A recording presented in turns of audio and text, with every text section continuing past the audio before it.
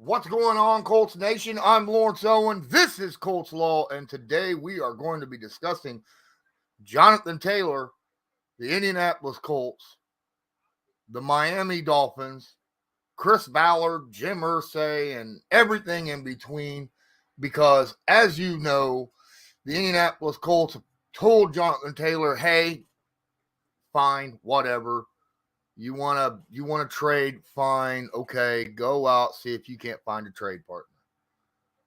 There's been a couple offers. The most prominent one in the news as of late is from the Miami Dolphins, which the Indianapolis Colts have turned down, and they're still trying to negotiate with the Colts. We're going to get into a lot. Appreciate each and every one of you. Smash that like button, hit subscribe if you're not subscribed, and tag that notification bell so that you're notified next time I go live or upload a video. Videos are important. I'll plan on dropping my film room of Thursday night football game, multiple different ones. Now, there's going to be a few also, by the way, just real quick, I'm going to let you know, it's going to be additional content on my Patreon, which you can sign up down here in the description of the video. There will be bonus film rooms on Colts games this season. I just now got my NFL Plus, but you got to be a member of Patreon in order to see most of those. I will be dropping them on a regular basis. So I'm just letting you know, it's only $5 a month, man. Nothing much. You get a lot of extra content. So let's get into actually what we're discussing. All right, Jonathan Taylor. First off, I want to squash this rumor that Jonathan Taylor is faking his injury. Let's squash that right here, right now. I've been all over NFL OMG, which is what the NFL and the teams of the NFL drop their information for media. All right, and I have access to that. And that information, nowhere on there has the Indianapolis Colts given Jonathan Taylor a waiver to do any workouts while on the PUP. So Jonathan Taylor, he is still currently on the PUP list and cannot do workouts for other teams, right? Now, Jonathan Taylor was actually healthy and faking this whole time. He would have went and taken care of that. He would have gotten off the PUP list. He would have went to the trainers and the doctors for the Colts and been like, let's get off this PUP list so I can do this, right? So I can, because, that would only strengthen his ability to get traded if he's able to work out for another team. So that's flat out obvious. He's not faking anything, okay? Secondly, what's going on, guys? Hey, I appreciate you, Lester. Appreciate you, Paul. Thanks so much. Tired of hearing about his agent got him all messed up. Possible. Here's the deal. The Indianapolis Colts don't plan on trading him, okay? They don't want to trade him. Jim Irsay made that very obvious. There's a reason why they were like, oh, sure, we want a first round or equivalent for him, right? Because they don't want to trade him. The Miami Dolphins and a few other teams are like, with a game-changing running back and the team we got right now could make us real Super Bowl contenders. So they're talking to the Indianapolis Colts. And the Colts, they're like, well, what are you offering? Oh, we'll offer you a fourth. We'll offer you a third. No. Dude can't even work out for us, though. Exactly. Right? Exactly. And now you got this other news. Josh Jacobs just signed a 1-year deal. Right? With the Raiders. For less than what reportedly Jonathan Taylor wants. By like $3 million. Well, hold on. I'll just make sure real quick.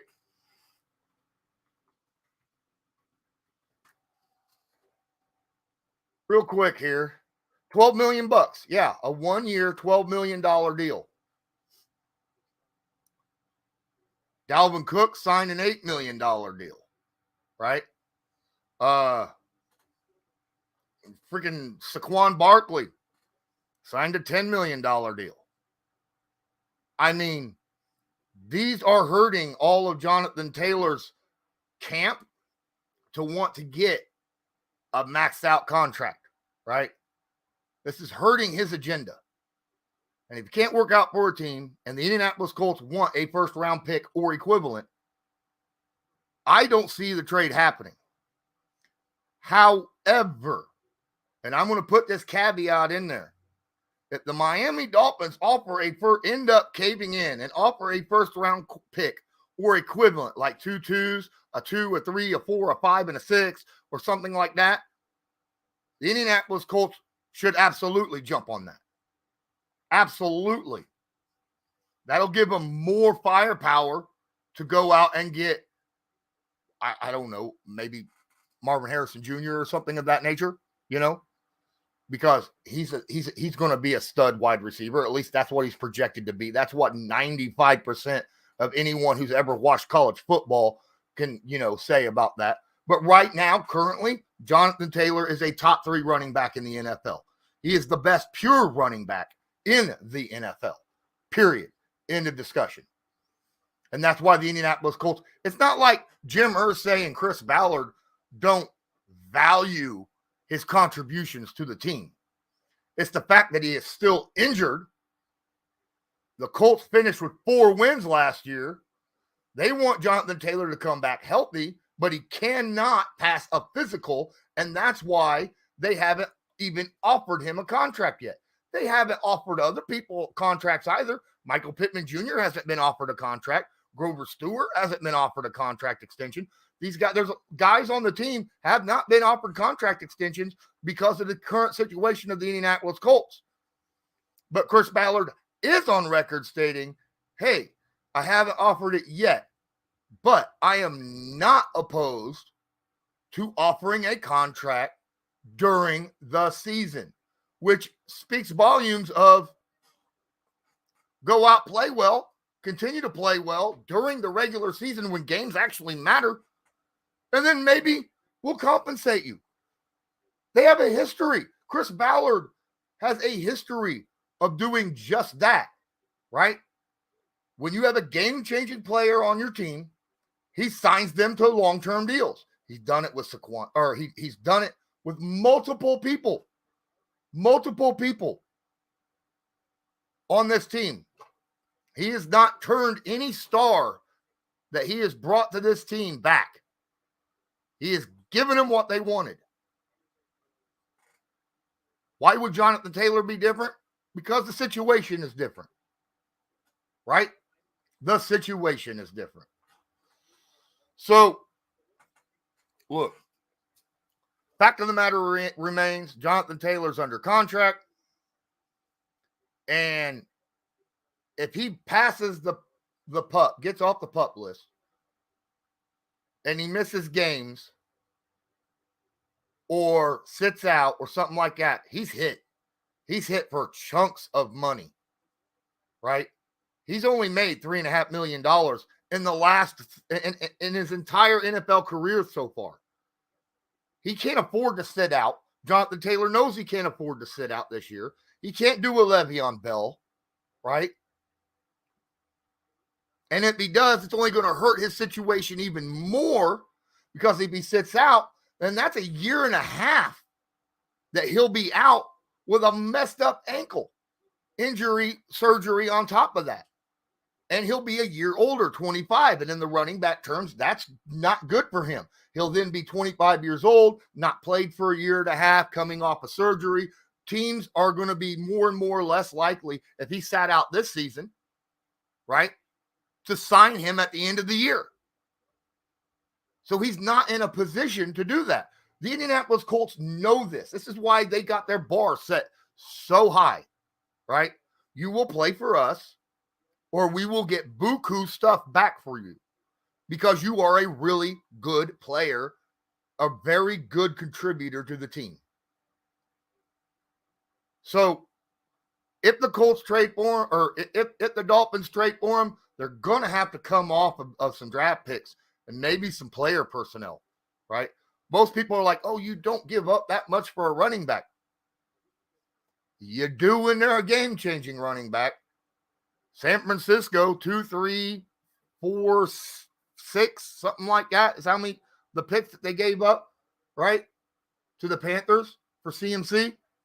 Now, granted, CMC is the best all-around running back in the league. Jonathan Taylor is the best pure runner in the league. And he can catch out of the backfield. And this crap that he can't block is BS as well. He can block. He's a decent blocker. He's not a top 5 pass blocker, but he can block. He's not a top 5 receiver out of the backfield, but he's pretty good at it, right? But that's not what you're getting him for. You're getting him for the fact that, when he's on the field, defenses will crowd that box. They will put 7, 8, 9 players in the box to defend him, and that will open up your pass game even more, right? And if you've already got a really good pass game, Jonathan Taylor will make that even more dangerous, because then they got to pick their poison. Is Tua going to hit Hill for 70 yards and a touchdown? Or are you going to bring back your corners and safeties and let Jonathan Taylor take it 70 yards for a touchdown? That's the situation. That's why teams want him. That's why he's so valuable. Flat out. Guys, I appreciate you all. I'm going to get into the comments right now, actually, because of the simple fact that, in my personal opinion, I don't think Miami ends up caving and giving up a first round overall. And I don't think the Indianapolis Colts are going to cave, because they know they got Jonathan Taylor cornered. He will play this year, or it's going to hurt him long term, right, when he gets off the pup. So it's everything is in the Indianapolis Colts corner. And they sure as heck ain't going to do anyone a favor when they're constantly, bickering about wanting to get traded and wanting a super high extension when you're still injured and can't even, come off the pup list, can't even pass a physical. Come on. Right? So I think Jonathan Taylor, if healthy, deserves a massive contract. But he's got to show he still is and still can do the things that he did before. Do I want Jonathan Taylor on the Indianapolis Colts? Absolutely. I want him with his head in the game, going out there, running people over and busting out big old plays with Anthony Richardson handing him the football. I think that is the best situation for the Indianapolis Colts. But if you're going to get a first-round pick for him, that'd be tough to turn down. That'd be really tough to turn down. All right, let's get into the comments right now. I know a lot of you been in here just hammering it. What's up? All right, IOQ, what's up? Josh Jacobs, 12 mil. JT should get 12 and a half, 13. That's probably about where I said he would. I said 12, 13 mil a year. That's where I've been saying all offseason that I think that would be a good situation, right, for him. Taylor's worth 16, but would be nice if he takes less this year. In this current situation, I don't know if Taylor would sign a 12. I mean, right now, he'd probably sign a $12 million contract, especially after Josh Jacobs doing it. I think he would. Paul says Taylor isn't the type of person to lie about an injury. It's going to be real hard for any team to pull the trigger. Good points you're making. Appreciate you, man. Appreciate you. Colts get a number 1 out of Miami. JT is gone. Lester Hamilton really thinks that the Dolphins are actually going to dig deep in their pockets and pull that one out. Josh Parker thinks that Carolina's taking Marvin Harrison Jr. in the next year's draft. Well, let's see how Carolina happens to work that out. Yes, Jonathan Taylor is still under contract. Absolutely. AOQ says they just need to franchise tag him next 2 seasons after the season. And that's the reason why Jonathan Taylor wants an extension, right? That's why. Because he won't get a payday if that happens, right? He'll get paid $10 million this year and like $15 million a year after that. And then after that, he'll be 26 years old and won't get an extension from anybody because no one wants to pay a 26, 27-year-old running back long term. So I get why Jonathan Taylor wants that contract now. I understand that. He wants that peace of mind. And I get it. I understand it. Carolina Panthers got multiple picks for Christian McCaffrey, and he was hurt last season. Christian McCaffrey, actually, he played for Carolina, though. He started playing for Carolina. Actually, I don't think Christian McCaffrey was really hurt. Hold on. Let me look at this, because I'm pretty sure he played a crap ton of games, right? If not all of them. I thought he did last year. Hold on. He played all 17 games last year. He started 16 of the 17 games last year. He just didn't start his first game with San Francisco after the trade. Cardinals probably have 2 top 4 picks. They'll get Williams and Harrison Jr. Cardinals need something, but I'll tell you what, the Cardinals, they will waste Marvin Harrison Jr. with little midget man throwing him the football. It is what it is. He wants out of Indy, so we don't franchise him for 2 years. I get it if I'm him. I don't know if I think he just wants the contract extension. All right.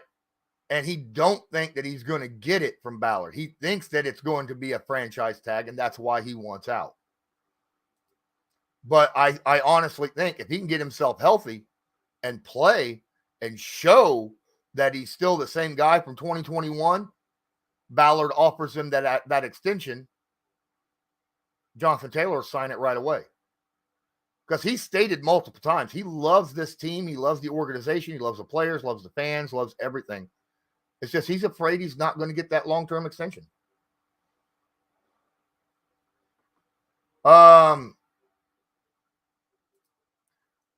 They got to beat other teams first, but I get it. I understand. We'll see if Miami gives up that first-round pick. I don't know if they will. That's an awful lot to spend for a running back, right? Mr. J567 says, I don't think Taylor actually gets traded. I doubt anyone would be willing to give up a first-round pick for him. I mean, giving up a first-round pick for any running back is a lot, right? But I don't know. There's a running back out there. There's probably 2 running backs out there. 3. I say there's 3 running backs out there worth a first. And that's CMC, Jonathan Taylor, and Nick Chubb. Now, I don't even think Josh Jacobs is worth a first. I think he's worth a second and change, but I don't think he's worth a first, even though he did lead the league last year. And before I get jumped on by any Titans fans who happen to be watching, Derrick Henry 3 years ago, yes, he'd be worth a first. But currently at his age, I wouldn't give up a second for Derrick Henry because of long-term effects. What's going on, John? Appreciate you being in here. See, now this is a question. When will he be able to get off the pup and start playing? Because general rule of thumb is, well, first off, he hasn't even practiced a single minute. Not a single minute this entire offseason. Not been able to do workouts or nothing, right? So he's got to get into football shape once he passes a physical. And that's bare minimum 3 weeks. 3 weeks, right? You could be like, well, he's out there lifting weights and blah, blah, blah. Yes, but he doesn't have his wind. He doesn't have, all the stuff that you normally do from practicing. General rule of thumb is any player that has not practiced at all that year needs a minimum 3 weeks before they can get into a game, right? I would not. Now, if, and I understand you're seeing the unfortunately playing until week 5, you're assuming that he starts the year off on the PUP list. And if that's the case, that's probably exactly what happens. Broncos also involved in the bidding as well. Man, if I was Jonathan Taylor, I wouldn't want to play for the Broncos. Have you seen Russell Wilson lately? Just saying. It feels like the league has set the max to 12. It does. Delusional. It does. Even though, you've got a couple guys that's over 12 right now. But with the situation that it is currently, it's not a good situation for running backs, even if you are a game-changing running back. I'd be willing to give Taylor about $18 million a year, but only on a 4-year extension, so it doesn't go over into Richard being extended into new contracts. Now, I don't know about 18. I personally think Jonathan Taylor, worth-wise, if he's at his 2021, I think he's worth a $20 million contract. You don't pay a running back $20 million, right? But I'm saying, his worth on the field from 2021, that was worth $20 million. And before you go, holy crap, that's a lot of money. Second string wide receivers are making $20 million. First string wide receivers are making 25 to 30 million, right? And there isn't a single wide receiver, not a single wide receiver in the NFL history, that has had the scrimmage yards and total touchdowns that Jonathan Taylor had in 2021. Not a single one.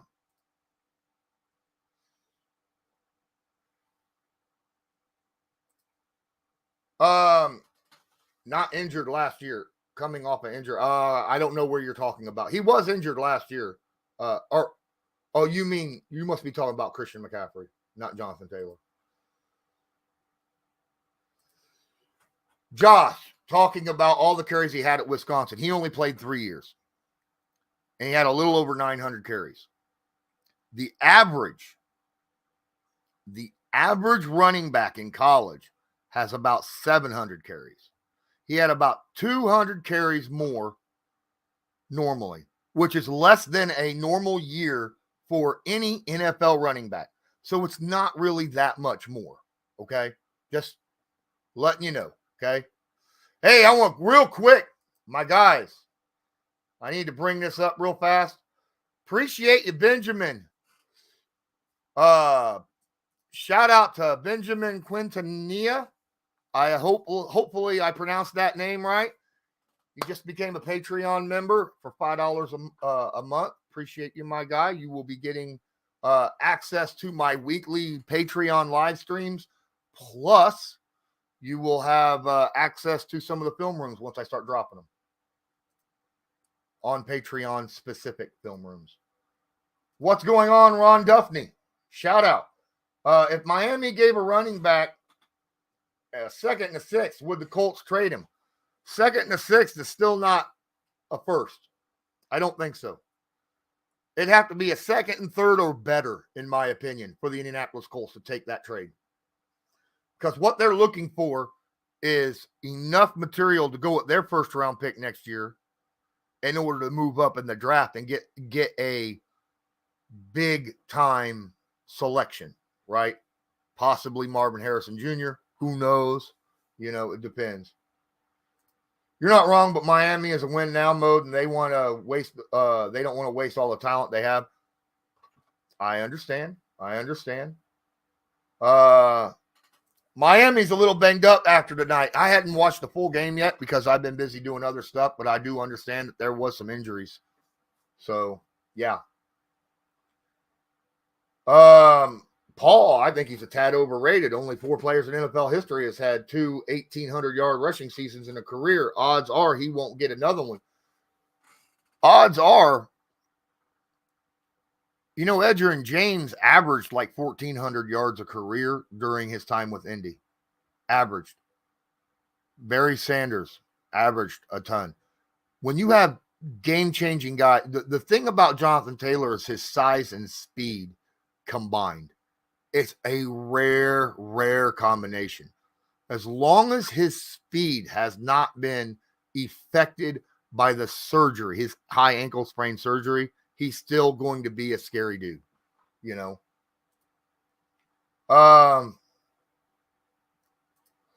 Jordan says they're waiting a year to see Richardson before they decide how to properly invest in the wide receiver, running back, and offensive line.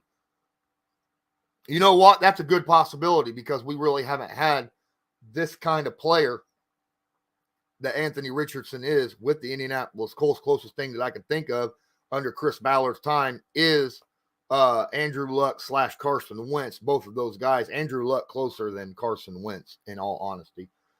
Carson Wentz has the stronger arm, but Andrew Luck was more, I don't know, more in that aspect of what Anthony Richardson is, except Andrew Luck was more accurate. Just saying. I can see someone giving a conditional second. Yeah. I would not fall for conditionals at all in this situation. Week 2. As of right now, it would be week 2. If he came off the PUP list today, he wouldn't get back into the NFL until week 2 because of the 3-week general wait period.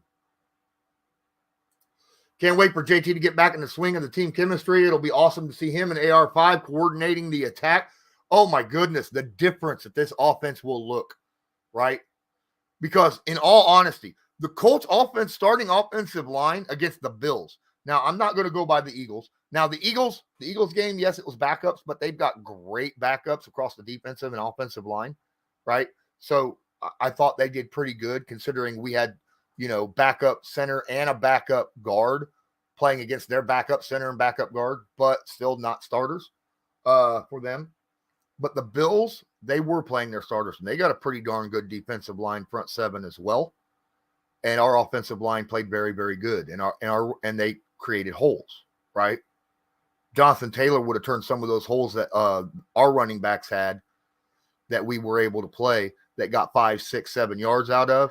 There were scenes there where if Jonathan Taylor hit it with his speed, he would have got 10, 15 yards. I think there was one that I saw he would have took to the house. Had he have made a specific cut at a specific time, he would have took it to the house, right? Jonathan Taylor is just different when healthy. If he's not traded, he'll be on the PUP. Well, he's on the PUP currently. So, and, it's not a fake injury. I've already established that earlier in the show. If Jonathan Taylor is not traded, he'll be out week 4 to week 8. I think he'll be out probably. I mean, if he starts the season on PUP list, then he won't come back till week 5. And then again, got to get into that mode, right? He won't be able to practice with the team while on the PUP list, but he would be able to run and get his juice back. But yeah, that's a scary thing. If he starts the season on the PUP list, it's a scary situation for the Colts or for any team, honestly. If you were a team wanting Jonathan Taylor, would you offer a second rounder and a fifth rounder? Conditional second and a fifth. When you say conditional, do you mean conditional second that can turn into a first and a fifth rounder? Because first off, I don't want any conditionals that have to do with how many starts Jonathan Taylor has or how much yardage he has because he's hurt. And he may not be able to even start till week 5 or 8. We just talked about that, right? No way on God's green earth I would go with a conditional when he still can't get off the PUP list, when he still can't pass the physical, right? No way on earth I would take a conditional pick. Danny Penner is out for the season. Yes, I watched that game during my live game reaction. I was like, I heard the announcer say, he's out with an ankle injury and questionable to return. I was like, did you watch what happened? Dude fell on his ankle. His ankle went the wrong way. That shit is broke. He ain't coming back. He's done for the year. I mean, you could see it. There's no way he was coming back. If it wasn't broke, it was at minimum dislocated. I mean, come on.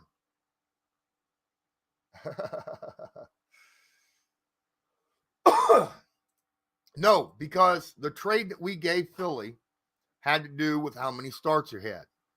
And it was 70%. I still would not do it because when we traded Wentz, he was healthy. And that's why we had the 70 or 75%, of the snaps. Jonathan Taylor's not healthy. You have no idea when he's going to start. The Miami Dolphins They're not worried about having Jonathan Taylor the first half of the season. They can sit his butt out as many games as they want through the first 8 games. You need a good ass running game at the back end of the season and into the playoffs. That's when the running game matters. So there's no way on earth I would take a conditional pick when it comes to how many snap percentage that he's going to take. No way. No way. Just saying. Fundamental Bear says, I find it hard to believe that Taylor isn't getting traded to the highest bidder. Have you been here since the start of my show? If not, go ahead, click back, watch through. I explained why the Colts will not accept anything other than a first-round pick for him. They're not going to just go to the highest bidder because they have Jonathan Taylor right where they want him. Right? They have him right where they want him. He's not going to come out here and play crappy either. Like, he's forced to end up being with the Indianapolis Colts this year. And people are like, well, I don't want a guy who's just going to go out there and play like crap because he's unhappy. He won't. Because every snap he takes will be film. And he'll get paid not on what he did in 2021, but what he does this year, right? By other teams. So you could take that whole idea that he won't play his best out of your mind. He would have to play his best because every snap will be on film, and that's what teams will be looking at because obviously the 2022 season wasn't worth a darn. He had surgery, went through this whole ordeal with the injury. He's going to have to be the best player he possibly can by the end of the season in order to get the contract that he wants.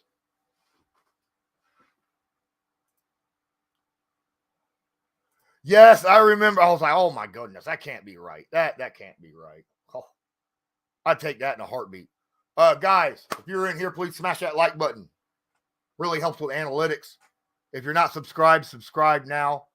And again, feel free, join the Patreon. Link is in the description. And if you want to drop a super chat or something, you could either use, obviously, the super chat here on YouTube, or you can use the Streamlabs tip link in the description here. It's much like a super chat, but much better. There's no limit to how the limit to how much you could say is much longer. And obviously, I get about 95% or 94% of that. So just FYI. Let's say Ballard gives him a contract. What do you think that contract would look like? 1 year, multiple years, and for how much? I think, let's say Jonathan Taylor gets off the pup, walks in, is able to play, let's say by week 2. Let's say Jonathan Taylor is able to play by week 2. And he hits the ground running. Pardon the pun. And he looks like 2021 Jonathan Taylor. I'd say that he would offer him an extension by week 6. Because if he's playing by week 2, you'd know within the first 4 games how good Jonathan Taylor is.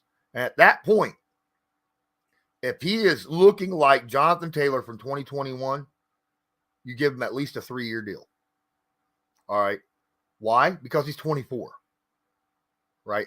Sign him up through the time that he's 27, because that's 27, 28.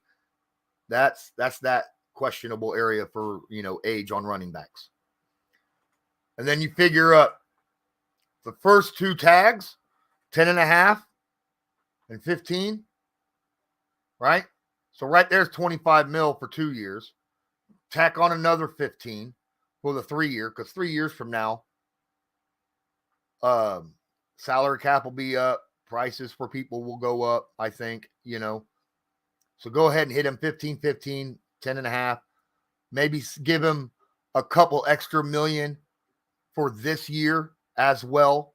Just be like, here's a little extra because, you're only making $4.5 million this year. And I agree that you're playing well above and beyond that. So 30, 42, 45, give him 3 years, 45 mil. Make it an even 15 million a year. I think that'd be good. I think that'd be fine. And that's max though. I don't think you give him more than that. I don't think you give him more than that at all, ever. And that you got to remember, like I said, after this year, salary cap goes up because of the media thing. And then of course you got a bunch more other stuff that you got to take in consideration about other, contracts and stuff will be going up because of that. So, yeah, it'll actually look like a good deal if he continues to play very, very well. Penner had tears in his eyes. You knew he was done. Yeah, I know. It was sad. Ballard loved those conditional picks. I know, but man, not in this situation. Not with an injured player. I don't believe that the relationship is repairable. Best to get what you can. I don't think there's a problem. Media is saying that there's bad blood. I don't see bad blood. Jonathan Taylor is out there on the practice field, dabbing it up and hanging out with people, his coaches. He's out there hanging out and talking and dabbing it up with his coaches, his teammates, everything. It's the national media that is saying there's bad blood. His agent has been talking some smack. Jonathan Taylor just wants to get paid. He has stated that he loves the team. I don't think there's bad blood there. He just wants paid. Gardaki says Taylor is a Colt. If Taylor is still in the pup week 4, would he go on a different list if he still can't play? He would stay. Oh, that's a good question. It depends upon the situation, right? It would depend on the situation. Colts getting Dalton Reisner now because are the Colts getting Dalton Reisner now because Penner's out for the season? Penner's the backup. Right? I mean, Ryan Kelly's your starter. And Will Fries is your starting guard. Well, both of them have been hurt, dealing with a little bit of injury, but I from what I'm understanding, they could have played in Thursday night's game. They just didn't want to because it was a preseason game. Why push that, right? So they'll be out there week 1 against the Jacksonville Jaguars. I don't think you go out and you pay someone big money to be a backup, right? I just don't do. Now, to be fair, I'm not comfortable with Wesley French being my backup center. I'll say that much. I think they will sign probably somebody through cuts. Once the 53-man cuts happen, there'll be teams like the Eagles that will be cutting offensive linemen, right? And we all know that the Eagles are deep in offensive line, and other teams out there are very deep at their offensive line. Pick up someone that you've seen and watched at preseason through these, late string games that you feel like would be a decent backup. That's what I would look at. Sorry for momenting picture. I tried to retract them. It's all good, Daniel. All of his drama, give him a 3-year, $40 million contract. I think he'd need a little bit more than 4. I think he would need more than 40. But I get what you're saying. Right? If I was to do a 3-year deal, I would front load the holy crap out of it. Okay? I mean, we've got like $16 million in cap space right now. I'd give him probably 10 of that. Right off the bat. Bam. I'd front load the crap out of it with bonus. That way, the 3rd year of the contract would be less money, so that if a situation happens, you could cut ties with him, in the 3rd year, and be fine, or keep him, either way. Sounds like a great plan. I would also think that there'll be ways to pay him. His agent just got to. You're right. I just look. His agent's got money signs too. Remember, he's got dollar signs in his eyes because he just got paid after Shaquille Leonard got his $20 million a year, right? And he ain't ever seen that kind of money. And he wants a double payday. That's why I think his agent is kind of bad blood here.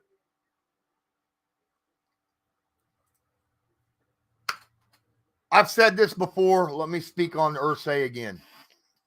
when Irsay speaks, first off, he's the owner. He's allowed to. But when he speaks, like when it came to the CBA talk earlier, he is the longest tenured owner in the NFL.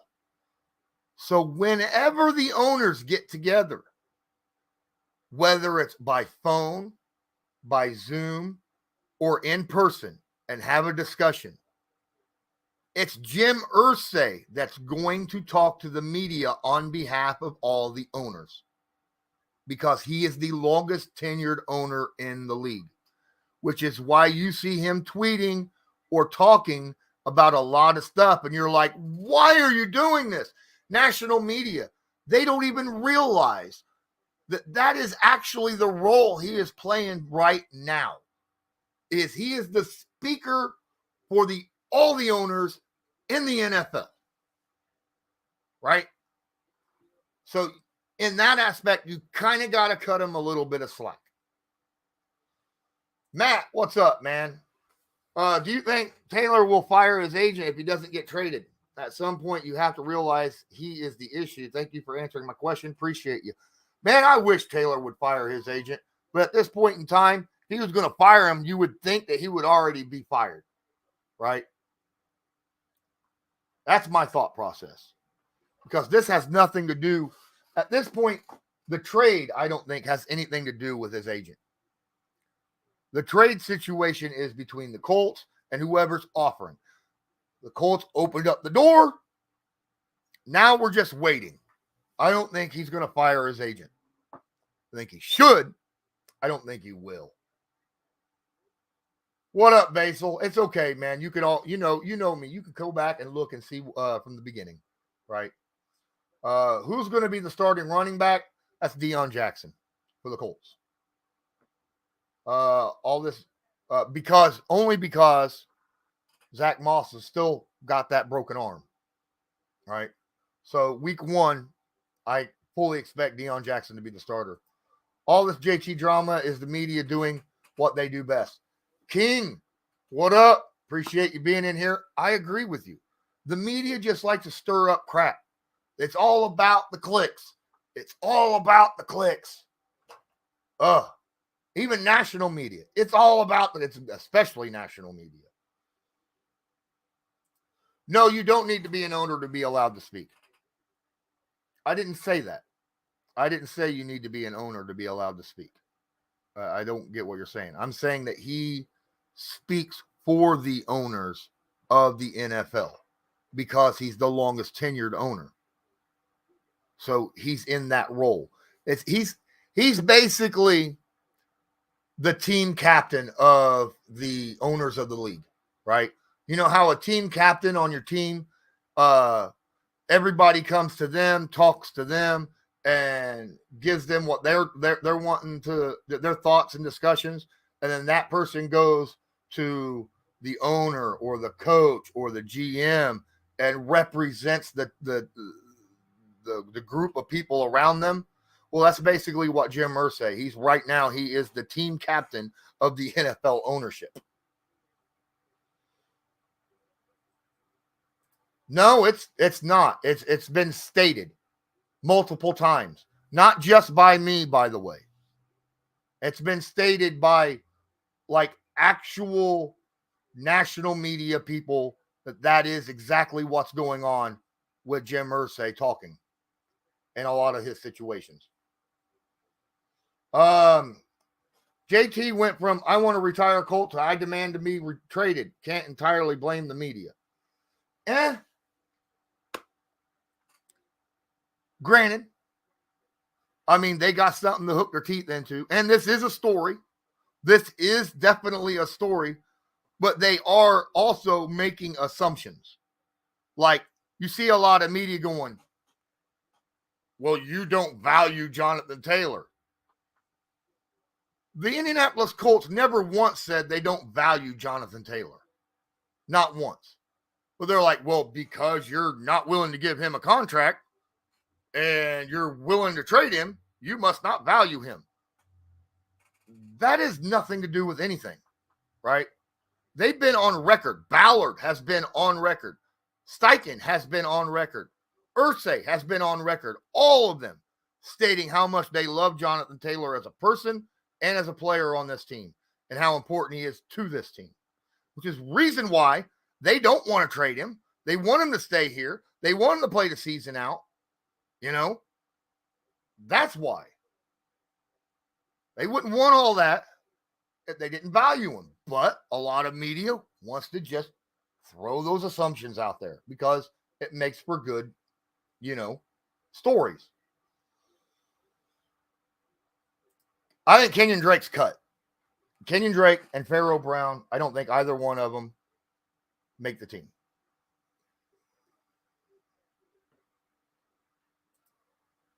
Fundamental. If Taylor's back, Moss will take over running back 1 when he comes back. Most likely.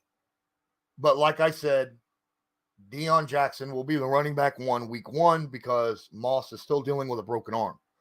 Now, depending upon how Deion Jackson plays in that role is depending upon whether or not Moss will take over that role or not. If Deion Jackson's playing his butt off and performing really, really well, I don't see how it's that whole, don't take away the hot hand thing. But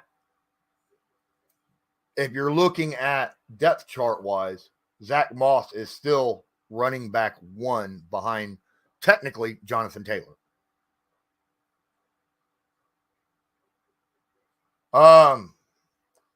Guys, it's been 46 minutes. There's 48 of you in here. Appreciate all of you. Thanks so much for being in here, but I think I am about done. It's about 10 p.m. here. This was a great conversation with all of you guys. Thanks so much for all your comments. And don't forget, if you haven't hit the like button yet, please smash that like button and subscribe. Check out the links in the description if you want to help donate to the channel or join the Patreon.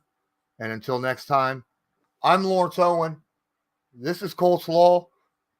And as usual, have a good one.